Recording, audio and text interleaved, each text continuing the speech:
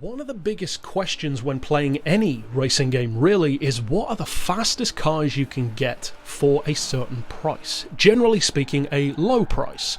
Well, of course, I've broken down before the 15 vehicles that I would say are the best for beginners in that regard. Super cheap, but great performance straight out of the box. What then about non-beginners? What about all of the game? Regardless of price, looking through all of the cars to see which ones give you the best possible performance in an all-round way for acceleration, handling and top speed, but also still for a very modest amount of money. In other words, what are the best cars in the game for bang for buck? If possible, under 100,000 credits with only a couple of exceptions, so really affordable, it's very easy to earn that amount of money, and these cars can all give you fantastic performance, both stock and tuned in multiple different classes. So, I'm going to do the breakdown of these 12 cars in no particular order, and starting off, I'm going to say the Mono. The BAC or BAC Mono. This is the most expensive car of the 12 that I'm going to mention. It's 160,000 credits, and that's a lot more expensive than anything else here. The reason why I made that exception though is because 160,000 still isn't all that much. It doesn't take very long to earn that amount of money, especially with wheel spins, and it's a brilliant car. It's very high class already because of how fast it is, so it's not the most usable thing here, but in terms of a racing missile, very few things come close to the all-round ability of the Mono. Top end speed is good, acceleration is fantastic, and of course the handling is second to none. Next up, one of my personal favourites in terms of value for money, a car which is commonly overlooked, but for bang for buck, it's one of the absolute best in the game. The Corvette C5 Z06. The price tag on this thing is insane. 35,000 credits is dirt cheap for something that's already as quick as a Corvette, because it is one, but then when you tune it up, it has supercar levels of performance, fantastic handling, it sounds great, it looks the part, it's great for liveries such as this one here. It's just a perfect all-rounder. It's far cheaper than any of the other Corvettes of its type. It's even 10 grand cheaper than the C4 Corvette that came out before it. So ultimately, this is a brilliant option, an outstandingly fast one, and it's actually one of the best cars on this entire list, if you're just willing to go a little bit older down the Corvette line. Next up, I'm putting another Chevy, this time a much newer one, a Camaro, in particular the 2017 shape Camaro ZL1. Now, I personally prefer the Z28, the newer shape Z28, but that one is about 25 grand more, and it doesn't really offer anything that this one doesn't do anyway for 60,000 credits. So it's more expensive than the Corvette, but it's got that pure muscle experience, tons of power already, and if you tune it up, it just gets even better. This one is probably one of the weaker cars on the list when it comes to cornering ability because it is bigger and heavier, but still, it's no slouch, that's for sure, and as far as muscle goes, it's undoubtedly one of the best value in the game.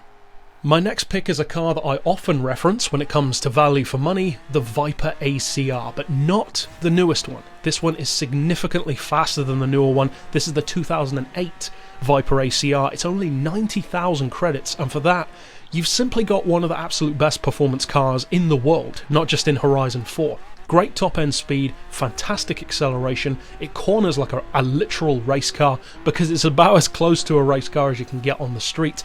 In real life, it's set multiple lap records. It's simply a brilliant car, and even though it has been surpassed by newer Vipers and newer facelifts, it doesn't matter. It's still the best Viper in the game as far as I'm concerned, in terms of straight line performance and definitely in terms of cornering. Next up, I am re-featuring the ultimate vehicle of my top 15 beginners countdown because it's simply a brilliant car. For bang for buck, it's easily up there with the C5 Corvette because it's even cheaper than the Corvette. In fact, this is the cheapest car of the entire list, the Vauxhall Monaro VXR. This is such an undervalued sleeper of an exotic. 25,000 credits is so cheap, and yet it's so fast. This thing can do well over 260, has a V10 engine conversion option with over 1200 horsepower, and although it's not the sharpest of all the cars here through corners, it's more like the Camaro in that regard, it's no slouch. It's great fun, it looks the part, many people do not use it, so you're guaranteed exclusivity if you do. It's just a brilliant all-rounder. I would say it's the best of the entire list in terms of just the cheapest possible fast car, and that's why it features in both my top 15 and this top 12 as well. My next pick, keeping it in the world of muscle cars, but I must admit, although I personally prefer the Camaro by a very small amount, this one is probably the better car overall, despite being 15 grand more, the 75,000 credit Mustang. The GT350R in particular. It's got great tuning options, it's got very good handling for a muscle car, it's the all-round package. If you're looking for the best muscle car on the list, it might well be this one. It's got kind of a ViperACR vibe to its handling and its visual style, but with the beefiness of the Camaro, and great value for money as well. It really is a simply good package. Very good all-rounder. Even not as a Mustang fan, I would still say that.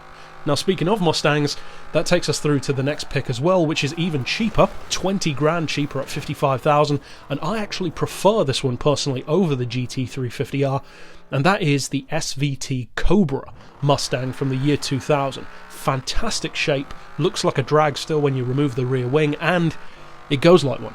The performance is fantastic, similar tuning options to the newer one, but it's a car that's more compact and lighter, so of course under most circumstances you're going to have an advantage there.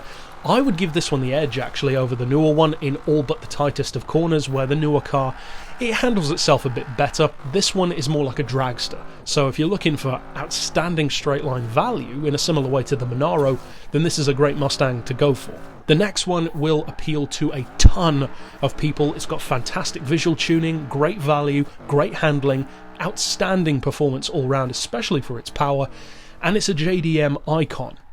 The NSX, the Honda NSX Type R, 90,000 credits. You've got the Liberty Walk, or is it Rocket Bunny? Actually, I think the Rocket Bunny body kit. Fantastic performance. Convert it to a V8 engine, you've got over 1,000 horsepower, top speed well beyond 260. Fantastic acceleration, and it can easily outhandle the majority of the American cars on this list, which for JDM fans will not be a surprise at all. And of course, because it's an NSX, you've got so many different classes that you can use it in. You could fully tune it all the way up to S2, or you could have it lower in like A or whatever you want. It's a brilliant all-rounder, very good choice, and I would say one of the best on this list, despite being a little bit more expensive than some of the other options. Next up, I'm putting another car which I have a lot of love for, and just like the Monaro, this is another British car that has such a low level of appreciation that it really disappoints me. But it's also a great thing, because it's an absolute sleeper. 42,000 credits will get you this, the Lotus Esprit. I cannot stress enough how brilliant a car this is for the money. It's even better than the Monaro in terms of handling, similar performance in a straight line, around 270 flat out, fantastic acceleration, but it's so cheap, and it's a full-on super sports car that has a much more modest class than many of the other cars of its type in the game, so you've got a broad range of use, fantastic ability, and it's just a great car that barely anyone uses anymore. It's such a sleeper, and I would definitely say that overall it is better than the Monaro. It just costs a little bit more. That's the only disadvantage, but trust me, try the Esprit. It is a brilliant all-rounder. It's essentially a supercar for 42,000 credits, so it takes a lot to beat that kind of value. Next up, I'm putting a slightly more obvious option, the GTR, but in particular not the newer GTR, I would say the Black Edition, for a number of reasons. For one thing, it's slightly quicker, but also it has better tuning. You've got the Liberty Walk body kit, the rear wing, you can simply do more to it than the newer GTR, plus I would say it handles better as well. Now it is, as I said, slightly more expensive. It's six figures, 105,000 credits, so it's second only to the Mono in terms of the price. But come on, I mean, it's a GTR, of course it's worth it. It's a brilliant all-rounder, already have all-wheel drive, it's already fast, great on-road, great off-road. Personally, it wouldn't be my pick because I prefer the less obvious choice, but there's a reason why the R35 is so well respected. It's brilliant, so of course it deserves a place here. Next up, staying in the world of JDM though, my personal JDM car of choice from this list, the RX7. the Spirit R, which is the slightly newer one. 30,000 credits is dirt cheap. The second cheapest car on this list, second only to the Monaro. This one has the quad-rotor Mazda 787B engine conversion as an option, so it sounds fantastic, arguably the best on the whole list. The performance is great. It doesn't have the sheer power of some of the other cars here, and of course that depends on what engine you choose, but the performance is brilliant. Of course it's a fantastic drifter. It's up there with the NSX in terms of maneuverability and how compact it is, but it's so much cheaper. You can buy 3 of these, but for the price of the one NSX, half the price of the Camaro. This one is also one of the absolute best on the list, up there easily with the Esprit, the Corvette and the Monaro, I would say, and one of my personal favourites, probably my second favourite JDM car in the real world as well.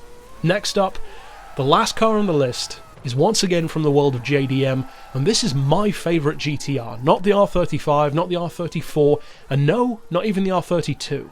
My favourite Skyline is the R33. And the reason why I'm putting it on the list is it's 37,000 credits. The third cheapest car here behind the RX7 and the Monaro. Brilliant performance. This is faster than the R34 for top speed, and it's on par with the R35 in a straight line. It's literally that quick. Over 1,000 horsepower, the fantastic JUN body kit amongst others as well. It's just a brilliant all-rounder. Great drifter, great rally car, great on the road.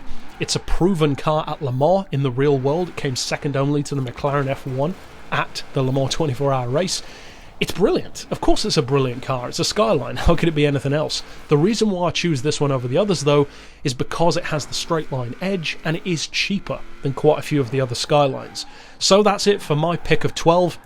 Of course, there are tons of other cars that you could mention for this price category, and it was difficult to narrow it down. That's why I chose 12 and not 10, because I just couldn't get rid of any of these cars. They're all so good. And one of the things that I like about the list as well is that it's something for everyone. You've got muscle, you've got supercars, you've got exotic sports cars, you've got JDM icons, you've got drift, inclined cars, straight line machines. There really is something for everyone, regardless of your price range. So overall, I would recommend trying one, if not all, of these. And, of course, I hope that any of these cars and these tips help you out. So, of course, that's it for this countdown. Stick around on the channel for tunes for all of these cars and many more that I've already done. And for now, as always, thanks for watching.